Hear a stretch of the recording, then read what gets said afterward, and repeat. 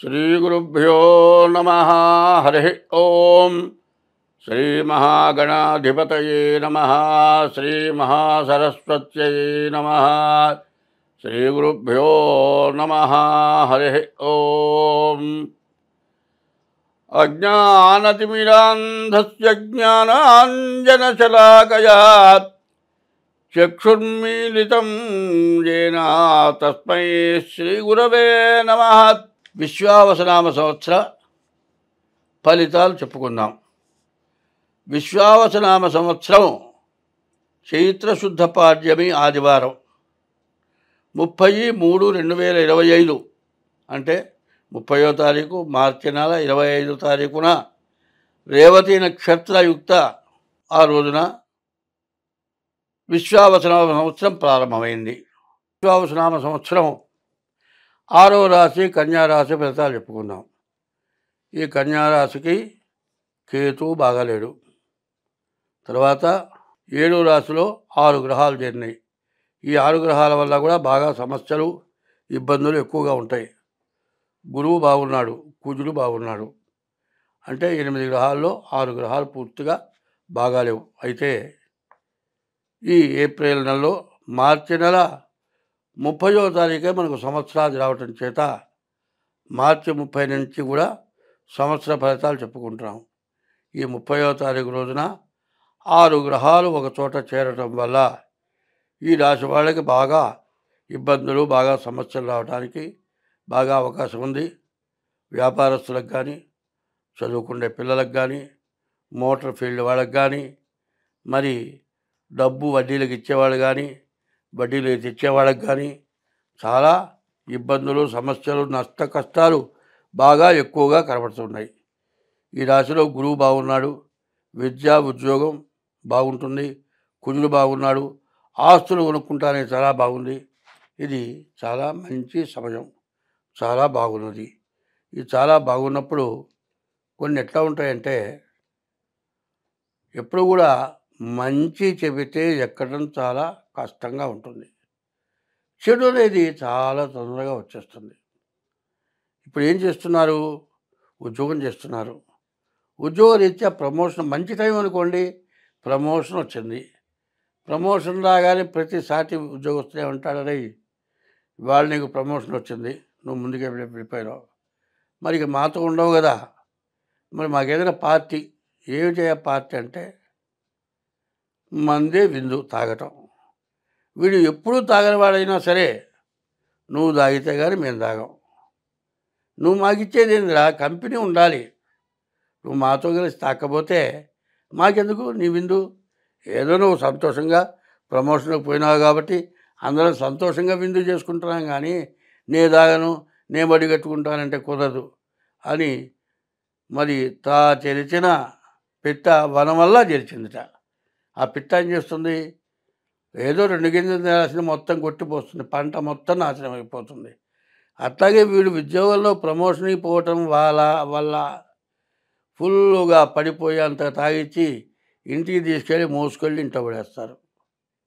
ఇక దీని తర్వాత ఈ స్నేహితులు అవతలిపోతే వేరే తయారవుతారు. వీడు తాగడానికి సంగతి తెలుస్తుంది. అందులో తాగుబోతు బాబులంతా స్నేహితులు అవుతారు. ఇట్లా తాగి తాగి తాగి ఏమవుతుంది? ఇంట్లో రూపాయి ఇవ్వకపోవటం, ఇంటికి రాకపోవటం, ఉద్యోగం కాగానే బార్లో పోవటం, కూర్చోవడం, తాగటం. సంపాదన ఇంతకుముందు సంపాదన తక్కువ ఉన్నా కూడా కుటుంబాన్ని పోషించుకుంటూ భార్యతో పిల్లలతో ఆనందంగా కాలక్షేపం చేసే వ్యక్తి పొద్దున్నే ఇంటికి పోయి స్నానం చేసి ఉద్యోగాన్ని బయలుదేరితే మళ్ళీ పొద్దున్నే ఇంటికి వచ్చేది, రాత్రికి ఇంటికి వచ్చేది ఉండదు. ఇట్లాంటి వల్ల ఏమవుతున్నాయి? ప్రమోషను ఎమోషన్ అయిపోయింది. ప్రమోషను ఎమోషన్ అంటే ఎక్కువైపోయింది. ఈ ప్రమోషన్ వల్ల ఇట్లాంటి సమస్యలు వస్తున్నాయి. విందు అనే దానికి ఒక విధానం ఉంది. ఆనందంగా ఏదో స్వీట్ పంచి పెట్టుకోవటము, నలుగురు భోజనం పెట్టుకోవటము, పెద్దవాళ్ళ గుట్టలు పెట్టడము, దేవుడికి పూజ చేయటము, మరి ఏదో వ్రతం చేసుకోవటము, తిరుపతి పోవటము, ఇట్లాంటి పనులు చేస్తే అది ప్రమోషన్. తాగటము, మరి మాంసాహారాలు తినటము, అవి అరక్కపోవటము, వాంతులు చేసుకోవటము, ఆ రోజు ఇబ్బంది పడటము.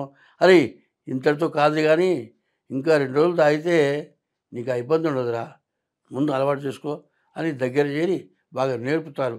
పుట్టిన పిల్లాడికి పాలు తాగించడం నేర్పినట్లు నేర్పి వీడు రోజు తాగి వాడు నాశనమైంది కాక యువతల వాడిని నాశనం చేస్తారు. ఇప్పుడు వస్తున్న సమస్య అంతా కూడా అదే. ఎందుకంటే కాఫీ హోటళ్ళు తగినాయి ఏమండి, మరి విందులనే వేరు, మరి ఆ గుడ్డలు కొనుక్కోవడం తగ్గేది. సాయంత్రం అయితే మరి ఎంత గుమిగూడుతున్నారో బ్రాందీ షాపుల్లో తెలియట్లేదు. ఈ బ్రాందీ వల్ల ఎంత నష్టపడుతున్నారో అర్థం కావట్లేదు. ఎన్ని కుటుంబాలు పాడైపోతున్నాయో తెలియట్లేదు. భార్యా పిల్లలు తిండి లేక భర్తని వదిలిపెట్టి పుట్టింటికి వెళ్ళిపోతే ఈ పిల్లలు నాయనమ్మ తాత దగ్గర పిల్లలు ఉండిపోయి వాడు పోయి ఇంకో దానం చేసుకొని ఏమి పుట్టింటికి పోతే నీ దిక్కు లేకపోతే ఎట్లాగే పిల్లలు లేకపోతే వారిని వదిలిపారి పెళ్లి చేసుకుని ఇంకోటితో సుఖంగా ఉండమని ఆ తల్లికి పెళ్లి చేస్తున్నారు. ఈ పిల్లలు తండ్రితో సంబంధం లేదు, తల్లితో సంబంధం లేదు. ఈ ముసలాడు కొన్నాళ్ళు చూస్తారు. పిల్లలకి చదువు పూర్తయ్యే లోపలే ఈ ముసలాడు పోతే ఈ పిల్లలు అనాథలైపోయి అనాథ శరణాలయాలు పోయి తల్లి ఎవరో తండ్రి ఎవరో మంచి చెప్పేవాడు ఎవరో తెలియని దుస్థితికి మనం నాశనం అయిపోతున్నాం. ఆలోచించండి. ఇది తప్ప ఉప్ప ఎవరిని నేను విమర్శించడం కాదు. తాగేవాడు కూడా ఏమనుకుంటాడు, చీ ఏదో పని చేశాను రా తాగాను, దాని పోయేవాడు పోలేక ఆ బురదలో పడ్డా మట్టిలో పడ్డా ఒళ్ళంతా మట్టి పూసుకున్నా గుడ్డలంతా బురదలో తడిసిపోయినాయి. ఇంటికి పోవటానికి ఒళ్ళు తెలిసిన తర్వాత నామర్దాబడి ఒక కుక్క దూరినట్లు ఇంట్లో దూరి చీ రేపటి నుంచి మానేస్తా అంటాడు. అదేమన్నా మానేస్తాడా? మళ్ళీ తెల్లారి పొద్దున్నే పురుగు దురుస్తుంది పోతాడు. ఇటువంటి వాటిని మరి ఆడవాళ్ళు చెబితే వినరు. పావలా పేడ ఇవ్వక తప్పదు కాబట్టి ఇస్తున్నాడు కాబట్టి వాడి చావు వాడి జామను వదులుతున్నారు. ఇవాళ దీన్ని ఖండించాల్సిన అవసరం అందరికీ ఉంది. కాబట్టి దీనివల్ల ఎన్నో అష్టకష్టాలు జరుగుతున్నాయి, నష్టాలు జరుగుతున్నాయి. ఈ కన్యారాశి వాళ్ళకి సమస్యలు చాలా ఎక్కువ అవుతున్నాయి. కాబట్టి ఈ చెప్పింది బాగా గుర్తుపెట్టుకోండి. అనవసరమైన ఖర్చులు, అనవసరమైన దండగలు వస్తున్నాయి. కాబట్టి ఎంత జాగ్రత్త పడితే అంత మంచిది. కాబట్టి అందరూ కూడా ఆలోచించండి. ఇది మేము నాబోటి వాడు చెప్పేది ఎట్లా ఉంటుందంటే, తాగేవాడిని తిట్టడానికో, బ్రాందీ షాపుల వాళ్ళని ఇబ్బంది పెట్టడానికో, లేకపోతే వాటిని ప్రమోట్ చేసే ప్రభుత్వాన్ని ద్వేషించడానికో మాత్రం కాదు. అది మాత్రం బాగా గుర్తుపెట్టుకోండి. కాదు మిగతా వాటి మీద వచ్చే పన్నులు పెంచండి, తప్పులేదు. కానీ వీటి మీద ఆదాయం వస్తుందని అందరూ పాడే పని చేయకుండా తినుబండారాల మీద రేటు పెంచండి, తప్పలేదు, తప్పదు, తింటాం. దీని మీద పెంచి దీన్ని పనికిరానివి అమ్మి పనికిరానివి తాగి దానివల్ల దుర్మరణం పాలైపోయి కుటుంబాలు అన్యాయం అయిపోతున్నాయి. కాబట్టి ఇది ప్రజలు దీన్ని పట్టించుకోబోతేనే ప్రభుత్వం చేయక తప్పట్లేదు. అందరూ కోరింది ప్రభుత్వం చేస్తుంది. ఇది ప్రభుత్వం తప్పు కాదు, ఇది ప్రజల తప్పే. కాబట్టి మంచిని కోరుకునే వాళ్ళు మంచిని ప్రోత్సహించాల్సిన అవసరం ఉంది. మంచిని ప్రోత్సహించేటైతే ఈ చెడు పనులకి దూరంగా ఉండాలని అందరూ కోరుకోండి. అప్పుడు ప్రభుత్వం కూడా మన దారికి వస్తుంది. కాబట్టి ఈ రాశివాళ్ళు కష్టపడాలి, సుఖపడాలి, కష్టపడాలి, ఏది చేయాలి అనేది ఆలోచిస్తే ఇటువంటి సమయంలో మంచి ఆదాయం వచ్చే సమయంలో దుర్వ్యసనాలకు పోయో, పరస్త్రీ వ్యామోహము, మరి మధుపానం వల్ల, జూదం వల్ల, ఈ మూడింట్లో దీనివల్ల నష్టపడిపోతాం. జూదం ఆడటం, పరస్త్రీ వ్యామోహం, మరి ఈ తాగుబోతనం, ఈ మూడింట్లో నష్టపడుతున్నారు. కాబట్టి అందరూ కూడా బాగా ఆలోచించుకొని ఆదాయం వచ్చినప్పుడు జాగ్రత్త పడి ఇట్లాంటి చెడు అలవాట్లు మానుకుంటే అందరూ బాగుంటారు. ఈ రాబోయే విశ్వావసనామ సంవత్సరం, కొత్త సంవత్సరంలో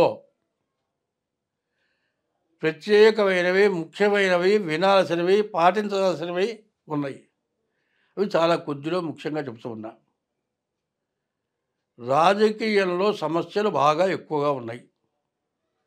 రాజకీయ నాయకులు ఎవరు కూడా ఒక పద్ధతిలో నిలబడే లక్షణాలు లేవు. రాజకీయ పరిపాలన చేయడానికి పరిపాలకులకి సమస్యలు ఎక్కువగా ఉంటున్నాయి. మిగతా మెంబర్స్ కానీ మంత్రులు కానీ స్వార్థం కోసమని సమస్యలు తెచ్చిపెట్టే లక్షణాలు ఉన్నాయి. సరే, పరిపాలకులకి ఈ ఇబ్బంది ఉంటే పరిపాలకులకు కొద్దిగా ఇబ్బంది ఉంటే ప్రతిపక్షాలు మాత్రం దీన్ని బాగా గొడవ చేసి ముందు ప్రతిపక్షాలు పాలకపక్షం కొట్టుకోవటం, పాలకపక్షాలు కొట్టుకుంటే దాన్ని ఎగదోసి ప్రతిపక్షాలు అల్లరి చేయటం, ఇదొక సమస్య. కుటుంబ సభ్యుల్లో ఇవాళ ఉన్నటువంటి పెరిగిపోయినటువంటి ఖర్చుల వల్ల, ఆదాయం తక్కువ వల్ల, ఇవాళ వచ్చే ఆదాయం చాలకపోవటం వల్ల కుటుంబ కలహాలు బాగా వస్తున్నాయి. రెండోది. మూడోది ఏమిటంటే ప్రపంచ దేశాల్లో కొన్ని దేశాలు పైకొచ్చినాయి. ఆ పైకొచ్చిన దేశాలు తనకంటే ఇంకో దేశం పైకి రాకూడదు కాబట్టి, రాకుండా పోవాలనే ఉద్దేశంతో పైకి వస్తూ ఉన్న ప్రభుత్వాల్ని అణగదొక్కి వాళ్ళే పై స్థాయిలో ఉండాలి అని చెప్పి మరి తక్కువగా ఉన్నటువంటి వాళ్ళని ఎగగొలిపి బాగా పరిపాలన చేస్తూ పైకొస్తూ ఉన్న దేశాలని అణచివేయటం కోసమై పైకొచ్చిన దేశాలు చిన్న దేశాలు చేత పైకి వస్తున్న దేశాల మీద యుద్ధం ప్రకటించి అన్ని దేశాలని నాశనం చేయటానికి కాండతో యుద్ధాలు జరిపే లక్షణాలు బాగా ఎక్కువైనాయి. ఇదివరకు మీరు చూచారు. మరి ఏమైంది? అమెరికా, రష్యా ఉన్నాయి. ఈ రష్యా బాగుంటే ఒకప్పుడు కొంత విడబడది. తర్వాత మరి రష్యాలో ఉక్రెయిన్ అనే ఓ భాగం దాంట్లోది. సరే, వాళ్ళల్లో వాళ్ళకి తేడాలు వచ్చి గొడవలు పెంచుకోవడం ఎందుకని వాళ్ళు విడబడిపోయినారు. సరే, వాళ్ళల్లో వాళ్ళకి మళ్ళీ ఏదో కొద్దిగా గొడవ వచ్చింది. అయితే ధర్మంగా రష్యా విడగొట్టినటువంటి ఉక్రెయిను రష్యాని అణిచివేయాలనే ఉద్దేశం దానికే కలిగిందో, వేరే దేశాలు వాళ్ళని ప్రగల్పితే వాళ్ళని ఎగ్గులిపితే వాళ్ళు యుద్ధానికి దిగారో తెలియదు, కానీ అది పెద్ద యుద్ధం జరిగేది, ప్రపంచ యుద్ధం అవుతుందేమో అనిపించే పరిస్థితి వచ్చినప్పుడు ఉక్రెయిన్ సర్వనాశనం అయిపోయింది. ఇప్పటికీ ఇంత జరిగిన తర్వాత యుద్ధాన్ని ఆపటానికి కొన్ని ప్రపంచ దేశాలు పట్టుబడితే యుద్ధం ఆగింది. కానీ యుద్ధం జరిగింది, తర్వాత రష్యాని నష్టపరిచింది, ఉక్రెయిన్ నష్టపడ్డది. కానీ ఈ యుద్ధంలో కొన్ని దేశాలు మాత్రం బాగుపడ్డాయి. ఇట్లాంటివి చాలా జరగటానికి ఇప్పుడు బాగా అవకాశాలు ఉన్నాయి. ఇది రాను రాను ఉన్న ప్రపంచ దేశాల్లో సగం దేశాలు ఒక భాగం, సగం దేశాలు ఒక భాగంగా అయినట్లయితే ప్రపంచ యుద్ధం తప్పేటట్లుగా లేదు. అట్లాగే కుటుంబ సభ్యుల్లో సగం అటు సగం ఇటు అయితే కుటుంబం విచ్ఛిన్నం అయిపోతుంది.